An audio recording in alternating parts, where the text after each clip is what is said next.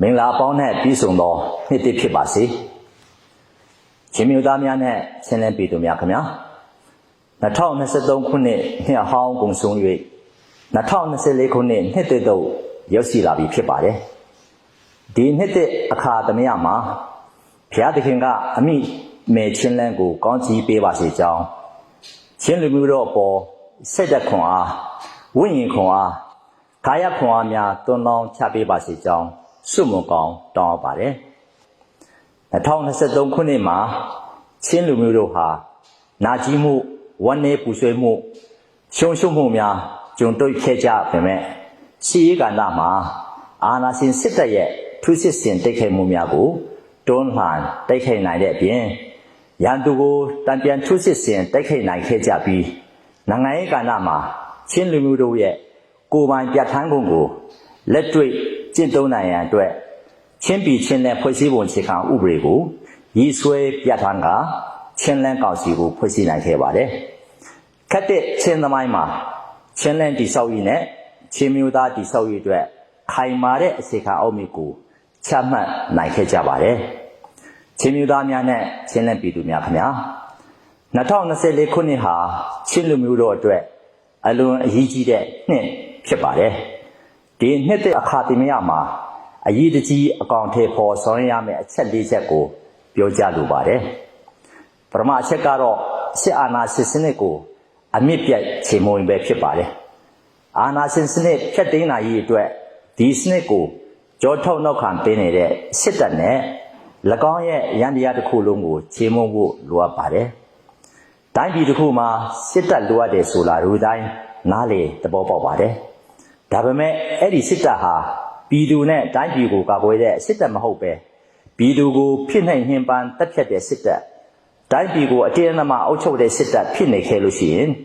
ပြည်သူလူထုကပဲအမြင့်ပြတ်တဲ့အထိတွန်းလှန်တိုက်ထောက်ရမှာဖြစ်တယ်ဒီကနေ့ပြည်တော်စုမြန်မာနိုင်ငံကိုနှစ်ပေါင်း60ကျော်အုပ်စိုးနေတဲ့စစ်တပ်ဟာတိုင်းပြည်စင်းရဲမွေးတည်သွားအောင်လှုပ်ဆောင်ခဲ့တဲ့စစ်တပ်ဖြစ်ပါတယ်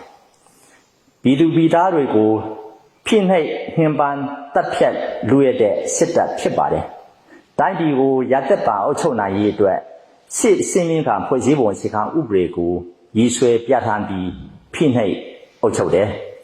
ပြည်သူရဲ့ဆန္ဒကိုကြည်စာနဲ့တုံ့ပြန်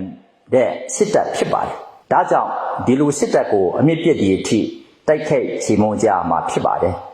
ဒါဟာချင်းလူမျိုးနဲ့ပြည်တော်စုမြန်မာနိုင်ငံသားအားလုံးတစိုက်မတ်မတ်လှုပ်ဆောင်ရမယ့်တမိုင်းပေးတာဝန်ပဲဖြစ်ပါတယ်ချင်းမျိုးသားများနဲ့ချင်းလက်ပြည်သူများခင်ဗျာဒုတိယအချက်ကတော့ချင်းမျိုးသားပိုင်းတဲ့နယ်မြေကိုကာကွယ်စောင့်ရှောက်ရေးဖြစ်ပါတယ်ချင်းပြည်ချင်းလက်ဖွဲ့စည်းပုံအခြေခံဥပဒေမှာချင်းပြည်ချင်းလက်အတွင်းရှိပြည်သူလူထုသည်ချင်းပြည်ချင်းလက်အချုပ်အခြာအာဏာ၏မူရင်းပိုင်ရှင်ဖြစ်သည်လို့ဖော်ပြထားပါတယ်ဒါကြောင့်ချင်းမျိုးသားပိုင်းတဲ့နယ်မြေနဲ့ချင်းမျိုးသားတရက်လုံးကိုကာကွယ်စောင့်ရှောက်ရေးဟာချင်းလူမျိုးတိုင်းရဲ့အမျိုးသားရေးတာဝန်တရက်ဖြစ်ပါတယ်ယခုအခါချင်းလန်းရဲ့နေမြေအများစုကိုချင်းမျိုးသားတပ်မတော်နဲ့ဒေသန္တရကာကွယ်ရေးတပ်ဖွဲ့များက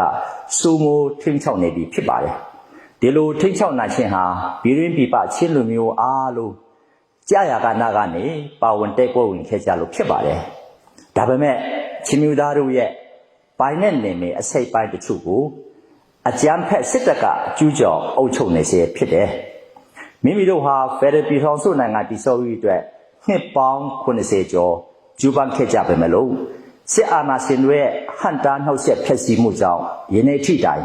မတည်ဆောက်နိုင်သေးပါဘူးချင်းလန်းဟာပြည်လုံးစာချုပ်မချုပ်စုမီကအချိန်ကာလအတိုင်းအချုပ်ချာအာဏာနဲ့ကိုယ်ပိုင်ပြဋ္ဌာန်းခွင့်ရှိတဲ့ပြည်ထောင်တစ်ခုဖြစ်ပါတယ်ဒါကိုချင်းပြည်ချင်းနဲ့ဖွဲ့စည်းပုံအခြေခံဥပဒေမှာအတိအလင်းပေါ်ပြထားပါတယ်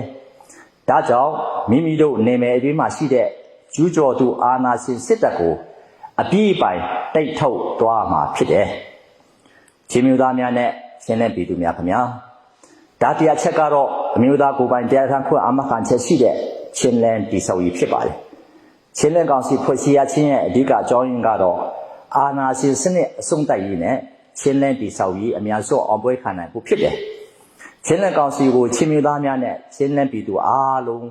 ဝိုင်းရံပံ့ပိုးကြမှာဖြစ်ပါတယ်ချင်းမျိုးသားရေးလှုပ်ရှားမှု哈，也阿苏的龙苏西马达林，阿星阿红呢，提要说，带 boy 为那么ဖြစ်的。前来的少尉呢，前面的少尉对，前数的没有打苏西木呢，你呀多加马达林，这里开马的也阿古的少奶嘛ဖြစ်的。前面的多来看嘛，阿高马达，前来的少尉股破少奶嘛ဖြစ်ပါတယ်。前来乌布里表业，前来欧洲业，前来第二是龙安面上业对，前来讲是啊，前来好多，前来苏亚会，前来第二好多抽到股。မကြမီဖွဲ့စည်းထူထောင်တော့မှာဖြစ်ပါတယ်။ချင်းလင်းဒီဆောက်ရေးမှာချင်းမျိုးသားများနဲ့ချင်းလင်းပြည်သူတရက်လုံးတက်ညီလက်ညီတာဝန်ထမ်းရွက်ကြမယ်လို့ယုံကြည်ပါတယ်။ချင်းမျိုးသားများနဲ့ချင်းလင်းပြည်သူများခင်ဗျာ။စရုပ်ထအချက်ကတော့နိုင်ငံရေးနဲ့မျိုးသားရေးတန်းတူရေးအမတ်ခံချက်ရှိတဲ့ Federal ပြည်ထောင်စုတည်ဆောက်ရေးဖြစ်ပါတယ်။ချင်းလင်းကောင်စီအနေနဲ့ Federal ပြည်ထောင်စုတည်ဆောက်ရေးအတွက်တိုင်းနယ်လက်နက်ကဖွဲ့စည်းများ EAOမြို့သားညီညွတ်ရေးစုရ NUG ပြည်သူ့ကာကွယ်ရေးတပ်ဖွဲ့များနဲ့ရှေ့ရေးနိုင်ငံရေးမှာဟန်ချက်ညီအတူတကွတိုက်ပွဲဝင်နေရှိပါတယ်။ကချင်ပြည်လွတ်လပ်ရေးဖွဲ့ KIO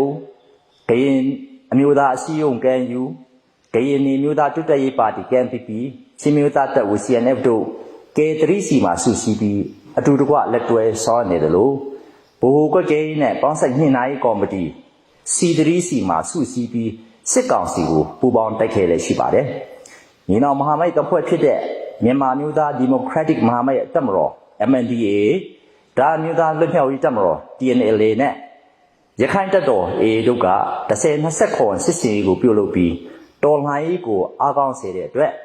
မဟာဗျူဟာထိုးစစ်အသွင်ကိုနိုင်ငံတော်ဝန်ဆင်နွှဲလာနိုင်ပြီဖြစ်ပါတယ်။ဒီအချိန်ကာလဟာရှအာနာစင်စနစ်အမြင့်ပြတ်ချီးမွမ်းရေးအတွက်အကောင်းဆုံးသောအချိန်ဖြစ်တယ်လို့မိမိတို့နှစ်ပေါင်းများစွာမျှော်လင့်တောင့်တခဲ့တဲ့ကိုယ်ပိုင်ပြဋ္ဌာန်းခွင့်ရရှိရေးအတွက်အကောင်းဆုံးသောအခွင့်အလမ်းဖြစ်ပါတယ်။ဒီအခွင့်အရေးကိုအမိအဆောက်ကန်ပြီးတော်လှန်တိုက်ပွဲဝင်နေကြတဲ့အဖွဲ့အစည်းများအားလုံးစုစည်းစည်းနဲ့ပူးပေါင်းတိုက်ပွဲဝင်ဖို့လိုအပ်ပါတယ်။တတိထောင်စနစ်နဲ့အာဏာရှင်စနစ်ကိုဖျက်သိမ်းပြီး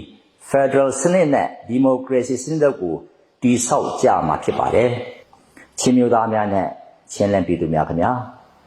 မင်္ဂလာရှိတဲ့နှစ်တင်မှာစိတ်တစ်လူတစ်ခွန်အားတင်တဲ့အမျိုးသားအောင်ပွဲစီတို့ချီတက်ကြပါစို့ဘုရားသခင်ကမိမိတို့ချင်းလူမျိုးအတွက်ပြင်ဆင်ပေးတဲ့အကြံစီများကိုသိရှိနားလေလက်အင်တိုက်အားတိုက်ကြိုးပမ်းဆောင်ရွက်ကြပါစို့လို့ဖိတ်ခေါ်တိုက်တွန်းအပ်ပါတယ်ချင်းမျိုးသားတော်လှန်ရေးမုတ်ချအောင်ရမည်